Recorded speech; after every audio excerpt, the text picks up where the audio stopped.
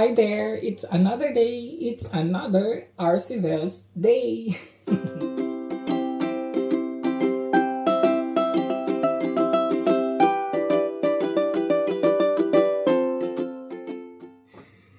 Yes, everybody, we are. Yes.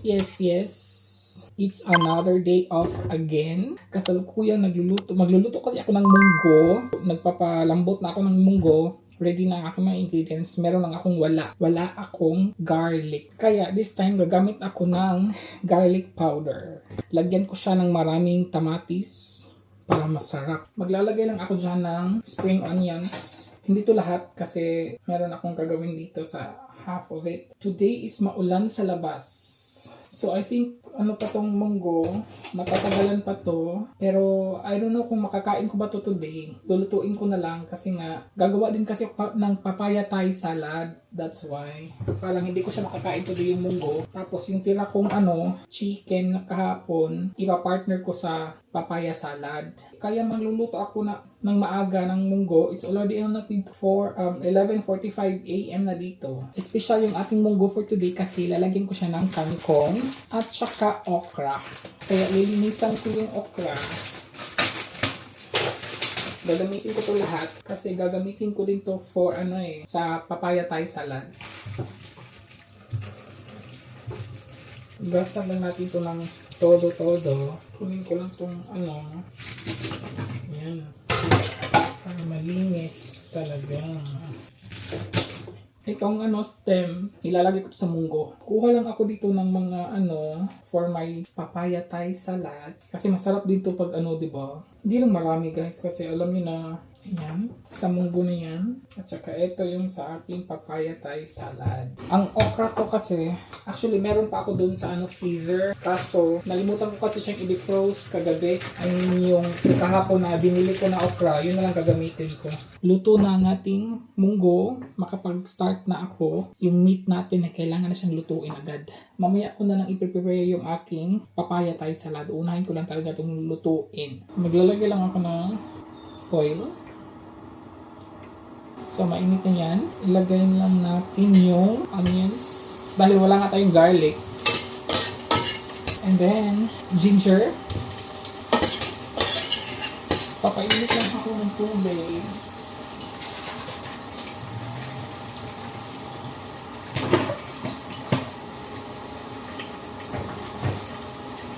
At ilunod ko na ang kamatis. Ang dami ng kamatis natin. So, yan muna natin yung kamatis.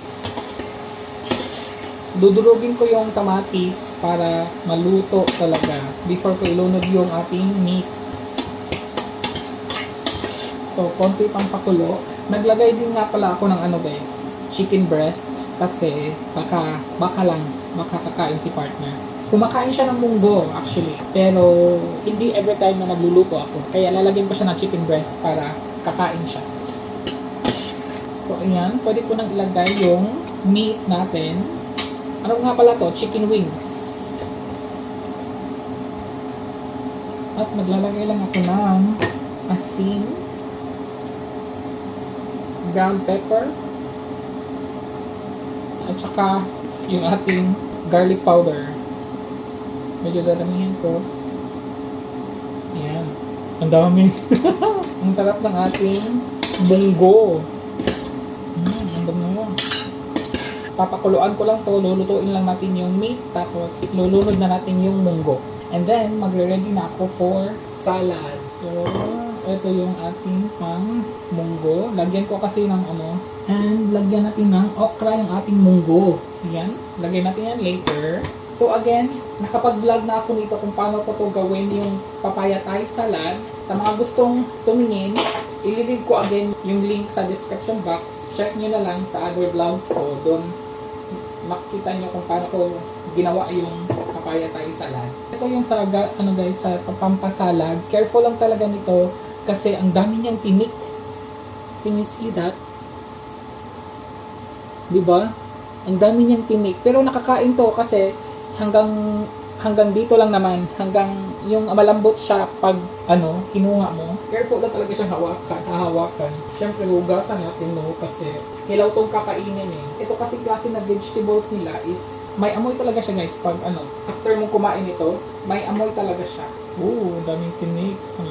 Pag hinila mo siya tapos hindi siya napuputol, that means matigas siya, so hindi siya magandang kainin. Sometimes matutusok ka talaga. Kaya you have to be very careful. I think wala nito sa Pinas. Ang nakasulat kasi dito is acacia leaves. Ganito ba ang acacia leaf sa atin? Parang hindi naman Nakakain ba yung acacia sa atin? Yung mga to siya guys? Yung mga udlot ng acacia. Ganun. Udlot sa Cebuano. I think hindi ko makakain lahat today. Ang mahal ng kapayas, no? Oh my God. Sa atin, hihingin lang natin to sa kapitbahay, di ba? Tapos dito, nakakaloka. Wala akong manggang hilaw. Sayang. Masarap to pag may manggang hilaw. Kumusta ka na, Munggo? Okay ka para dyan? Medyo hindi pa siya luto. So, papalutuin pa talaga natin yan. So, ito na yung ating papaya Thai salad. Yan yung kakainin ko today. Tingnan nyo, wala pa akong nilagay na tubig. Pero yan na ang niya. Ang dami na niyang tubig. Ilulunod ko na yung munggo.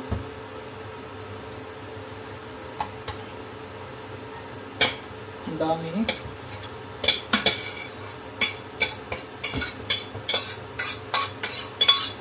Magdagdag lang ako ng tubig. Medyo nakadami ako. I think kailangan ko siyang i-transfer. Magdagdag lang ako ng asin.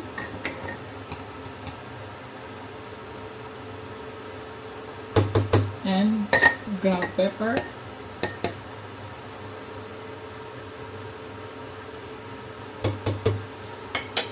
Papakuluan ko siya ulit. Then titikman na natin. Ilunod ko na tong spring onions, tsaka sili, and then okra. Punong-puno talaga itong ko. Sana yung malaking lang ginamit ko, yung malaking kaldero. Punong-puno na siya. Yan, punong-puno talaga, di ba? Tapos meron pa tayong kangkong dyan.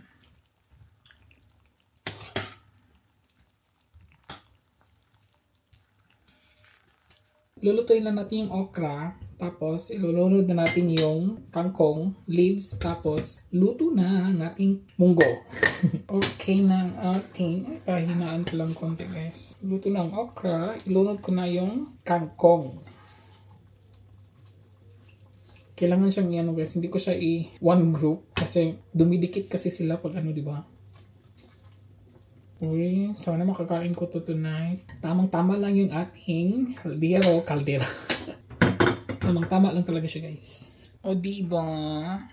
Ang sarap. Ang daming tamatis nito again.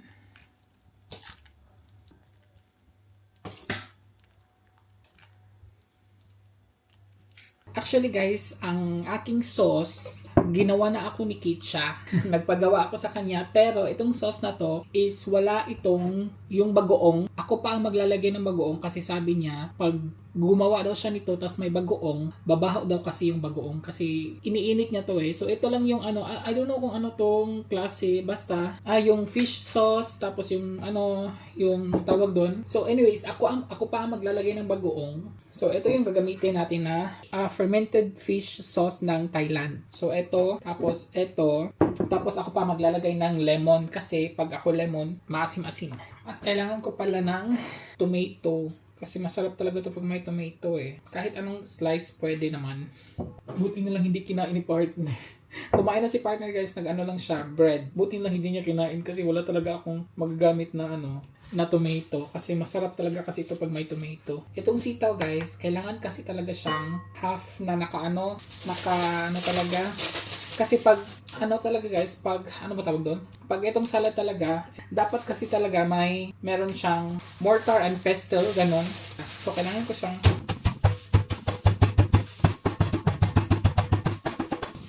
yun. Hindi naman siya masyado durog, half-half lang. Tapos ilunod natin itong ating shallots at maglagay ako ng isang sili lang guys kasi And ito, nagpagawa ako ni Kitcha nito, binigyan niya ako ng 3 ganito kasi you can preserve it in the fridge then it can stay for longer. So, magdagdag lang talaga tayo ng Yung fermented fish sauce lang talaga idagdag natin. So maglagay ako ng 2 teaspoon. Yan. Tapos lagyan natin ng lemon. Nag-iisang lemon na lang to eh. Wala na akong lemon. Ayan. So durug-durugin lang natin yung tamatis. At saka yung sili na ba yung hair. Boring din kasi guys pag hindi siya anghang.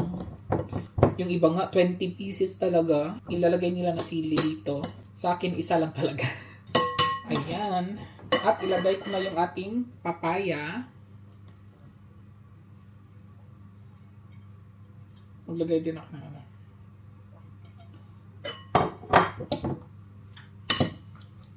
This time wala akong yung noodles sa kanila, wala. Hindi ako mag-noodles kasi meron akong tira kahapon na yung chicken. Yun ang ipa-partner ko nito. Masarap kasi siya pag ganun.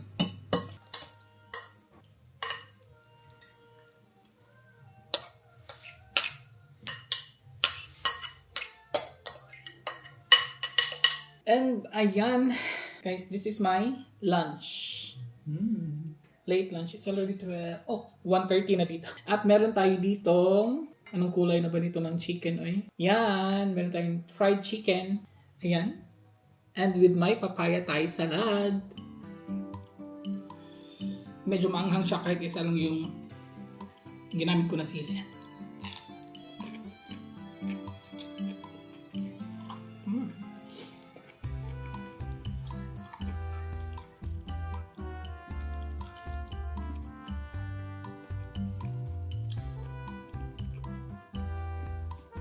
Yung munggo ko kanina, parang mamayang gabi ko pa yung makain.